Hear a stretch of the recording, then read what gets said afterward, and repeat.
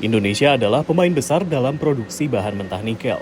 Namun sebagai produsen produk akhir, seperti baterai mobil listrik, masih sangat jauh.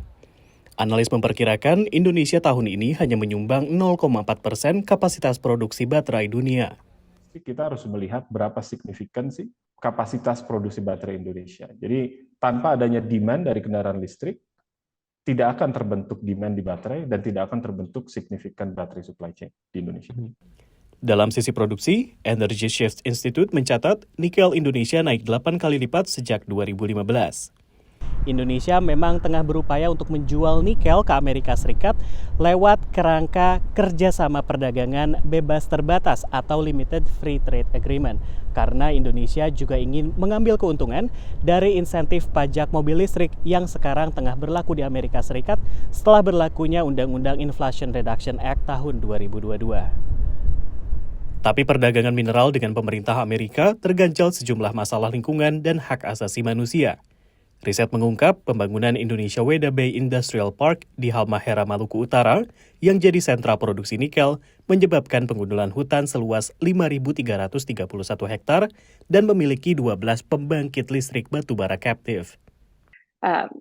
What's happening across the country is we're seeing this massive growth in these new captive coal plants to power nickel smelting operations. It's completely a perverse climate solution to build brand new coal plants to, process minerals for the energy transition. Riset ini juga mengungkap banyaknya pelanggaran hak masyarakat setempat, mulai dari pengambilan lahan sampai intimidasi.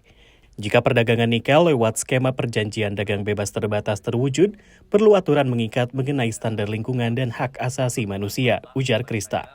To ensure that, any nickel that is covered under that agreement or other critical minerals coming from Indonesia are not contributing to these types of human rights, environmental, and climate abuses that we're currently seeing. Analis menilai Indonesia perlu melakukan perbaikan lingkungan, sosial, dan tata kelola atau ESG, apalagi jika menarget pasar Amerika dan Uni Eropa. Bisa hampir dipastikan bahwa tekanan ESG itu tidak akan berhenti.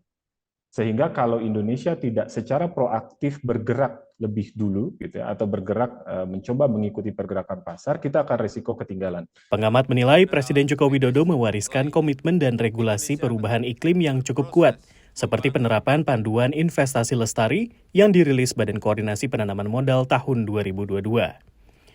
Harapannya adalah indikator-indikator ini menjadi panduan bagi seluruh pihak.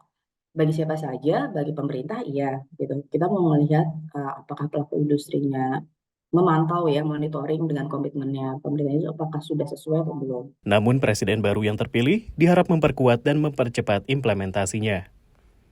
Dari Washington DC, Rio Tuasikal, VOA.